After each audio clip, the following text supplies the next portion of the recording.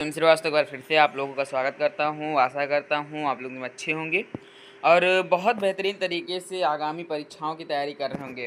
MP शिक्षक वर्ग जो 2 का भर्ती रिजल्ट था वो लगभग समय आ चुका है कि बहुत दिन हो गए एग्ज़ाम हुए, बहुत दिन नहीं, अगर मैं कहूँ सीधे तो बहुत महीने हो चुके हैं एग्ज़ाम हुए, अभी इसका कोई रिजल्ट अपडेट नहीं हुआ। क्यों नहीं हुआ?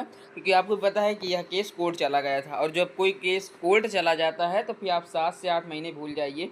हालांकि इसके अभी 5 से 6 महीने ही हुए हैं और 7-8 महीने तक आप भूल जाइए, उसके बाद ही आपका रिजल्ट आने का, ठीक है। लेकिन उससे पहले भी आप लोग कुछ चीज़ें जान लीजिए कि क्या अपडेट हुई हैं रिजल्ट लिंक में। सभी छात्रों की खुशी की क्यों है? क्योंकि खुशी इसलिए है क्योंकि कट ऑफ बहुत कम जाने वाली है, बहुत रेयर केसेस सब्जेक्ट्स में जाने वाली है, ठीक है। सभी विषयों की कट ऑफ मैं आपके सामने रख दूंगा और जो मैं रखूंगा कट ऑफ, मैं दावे के साथ कह सकता हूँ ऐसी कट ऑफ आप लोगों ने नहीं देखी होगी।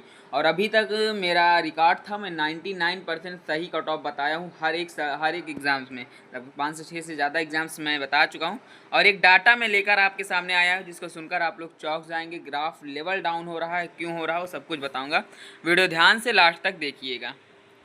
जो आपको पता है कि जो मध्य प्रदेश वर्ग शिक्षक भर्ती रिजल्ट है उसमें पद 7,929 थे, जिसमें स्कूल शिक्षा विभाग में 7,082, जनजाति कार्य विभाग में 847 पदों पर भर्ती की जानी थी, ठीक है। टोटल मिलाकर 7,929 हो जाते हैं, आप जोड़ भी सकते हैं ऐसे भी, ठीक है।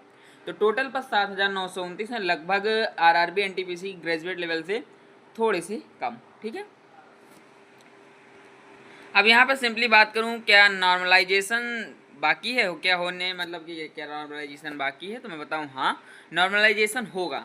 जो भी हार्ड शिफ्ट हैं उनसे 5 से 6 नंबर का नॉर्मलाइजेशन होगा और पदों में वृद्धि का प्रयास जारी है। लगातार अपडेट्स आ रहे हैं कि पदों में वृद्धि होगी पदों में वृद्धि होगी, ऐसा माना जा सकता है। और ये कहा भी सकता हूँ कि केस अभी चल रहा है तो हो सकता है कि बढ़ा दिया जाए, लेकिन उससे पहले आप लोग जान लीजिए नॉर्मलाइजेशन जो होगा, आप लोगों को नॉर्मलाइजेशन से ही पास होने की उम्मीद रखिए। अगर रॉ मार्क्स आप लोगों को बहुत ज़्यादा कम है तो फिर नॉर्मलाइजेशन आपका मदद नहीं कर पाएगा, क्योंकि पद के हिसाब से कट ऑफ भी ज़्यादा जाएगी और जब कट ऑफ ज़्यादा जाएगी तो आपकी चांसेस हैं शायद आप एग्जिट हो जाए, पर मैं ऐसा नहीं चाहता हूँ। सबसे पहले तो जान लीजिए यहाँ पर 2 तरह की भर्ती होती हैं, एक होती है अति शिक्षक और एक होती है गैर अति शिक्षक, ठीक है। तो सबसे पहले मैं बात करूँ अति शिक्षक और गैर अति शिक्षक की गणित सब्जेक्ट्स में। तो गणित में जनरल की कट ऑफ 68 से लेकर 65 फीमेल, मतलब 68 तक रहेगी मेल की और फीमेल की रहेगी 65 प्लस, ठीक है। ओबीसी में जो रहेगी आप लोगों की वो रहेगी 68 प्लस मेल में, फीमेल में 66 प्लस। और गैर जनजाति मतलब गैर शिक्षक में 72 से 68 के आसपास। AWS में 63 मेल 62 फीमेल और गैर शिक्षक में 70 मेल और 65 फीमेल, ठीक है। उसके बाद बात आती है SC में 60 मेल 59 मेल अति शिक्षक में और गैर अति शिक्षक में 63 मेल और 62 फीमेल, ठीक है। उसके बाद ST आता है 55 प्लस और 52 फीमेल 62 और 54 फीमेल के आसपास आपको दिखेगा। उसके बाद बात करें यहाँ पर सामाजिक विज्ञान की, तो सामाजिक विज्ञान में इधर वाले जो हैं ये अति शिक्षक हैं और जो इधर वाले हैं वो गैर अति शिक्षक हैं, ये चीज़ें याद रखना, ठीक है। तो जनरल 75 मेल और 71 फीमेल और गैर अति शिक्षक में बताऊँ तो 80 मेल 76 फीमेल, ठीक है। उसके बाद OBC 70 68 65 73 75 73, AWS 68 63 73 और 71 फीमेल, SC मेल 65 फीमेल 61, इधर 70 मेल और इधर फीमेल 68, ठीक है। और यहाँ पर बात करूँ 68, ठीक है, ST और यहाँ पर लगभग 54 के आसपास आपको फीमेल दिखेंगी, 64 आप लोगों को मेल दिखेगा गैर शिक्षक में, 59 फीमेल दिखेंगी, ठीक है।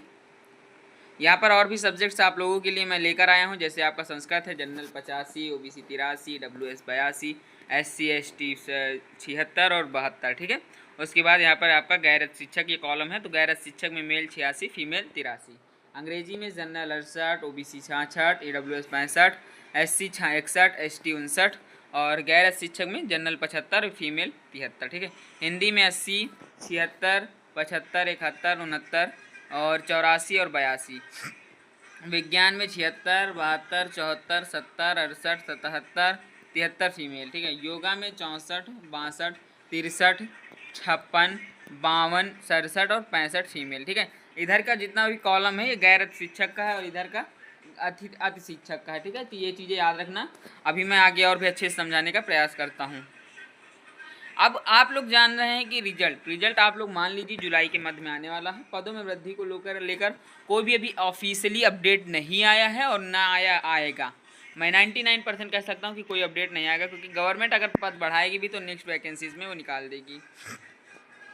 ठीक है, सिंपली आप लोगों को पता है कि माध्यमिक शिक्षा संगीत में 392 पद थे, माध्यमिक शिक्षा खेल में 1377 पद थे, माध्यमिक शिक्षा नृत्य में 270 पद थे और माध्यमिक वर्ग 2 में टोटल 7929 पद थे। ठीक है, आपको मेल फीमेल वाइज सारी चीज़ें पता हैं कि किसमें क्या कैसे क्या होना, कितने पद हैं, तो चीज़ें बताने योग्य नहीं है।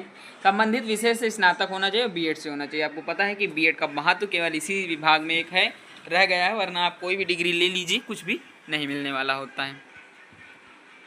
अब वो बात आती है कि नॉर्मलाइजेशन क्या होगा, नॉर्मलाइजेशन होगा या नहीं होगा। तो सिंपली मैं बता दूं, हाँ होगा। 6 से 8 नंबर तक आपको नॉर्मलाइजेशन देखने को मिल सकता है और किसी किसी शिफ्ट में ये ज़्यादा भी जा सकता है। तो नॉर्मलाइजेशन मिलाकर आपका स्कोर कितना बनेगा?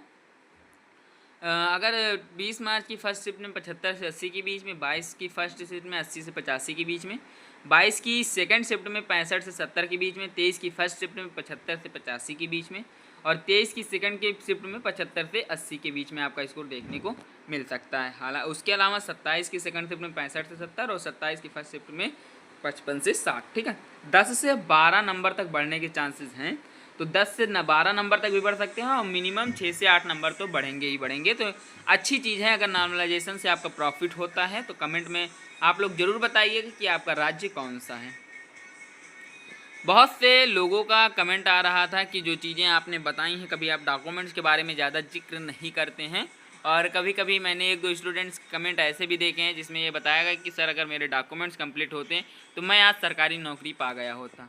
तो उन्हीं तरह के कमेंट्स को मद्देनज़र रखते हुए अब मैं लगभग हर वीडियोज़ के लास्ट में आप लोगों को उससे संबंधित सारे डॉक्यूमेंट्स आपके साथ साझा करूँगा। ठीक है, तो सबसे पहले मैं बता दूं कि आप लोगों को एक 10 फ़ोटो के आसपास बनवा लेनी है। 10 फ़ोटो लगभग ऐसी होनी चाहिए कि प्रेजेंट की होनी चाहिए। प्रेजेंट का मतलब लगभग 3 से 4 महीने के बीच की होनी चाहिए, और उसके बाद की अगर फ़ोटोज़ हैं तो कोई बात नहीं, लेकिन उसकी एक सेट होनी चाहिए। ठीक है, जात प्रमाण पत्र अगर आप जनरल हैं तो नहीं लगेगा, अगर नहीं है तो फिर लगेगा।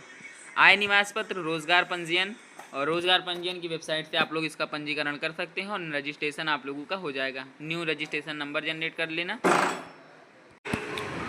ठीक है, और आप EWS प्रमाण अगर होगा तो प्रमाण पत्र है EWS का तो बहुत अच्छी चीज़ है। समग्र